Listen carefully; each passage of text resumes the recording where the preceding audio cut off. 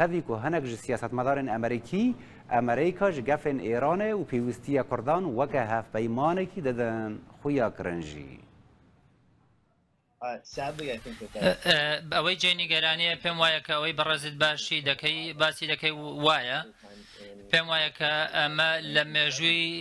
ڕابردووی کوردیشدا دووبارە بووەتەوە بۆن لە ساڵی 1975دا هەمان شت دووبارە بووەدەوە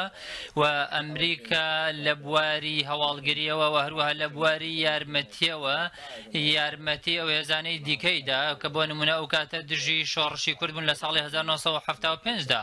و بێگومان ئەو کاتەش کوردەکان هیچ بژاردەیەکیان لە بەردەسان نەبوو لە جگەلەوەی کە ئەو کاری کە کردیان و هەروەها پێم وایە کە ئەگەر بێت و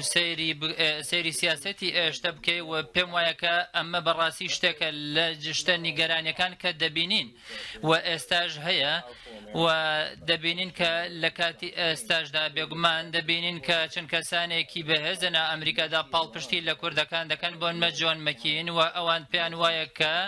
ئێران هەڕەشەیەکی گەورەیە و ئاستەنگێکی گەورەیە لە بەردەم بەرژەوەندەکانی ئەمریکادا ئەوەی کە جێنیگاریانێ ئەوەیە کە هەڵوێستی جدیتر لای بەرپرسانی باڵای ئەمریکادا نابیندێت و نازانێت چی ڕوودەدات ئەوە شتێکی دژبەیەکە کە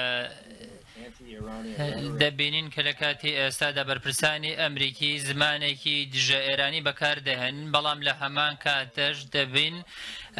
ڕێگا ناگرن لەوەی کە هێرشەکە لایەنەکانی نزیک لە ئێران بەم کارە هەڵدەسن ئەمە لە کاتێکدایە کە دەبینین کوردەکان هاوپەیمانی سەرەکی ئەمریکان لە ناوچەکەدا بەڕاستی سەیرە بەلامەوە کە ئەمریکا لەم کاتە بەم جۆرە وەستاوە و ڕێگا دەدات کە ئێران بەم شێوە لە عێراقدا پێشڕەوی بکات. لەڤەر ئەف بولتەنە مە بەداوی هات ببینین خۆشیە.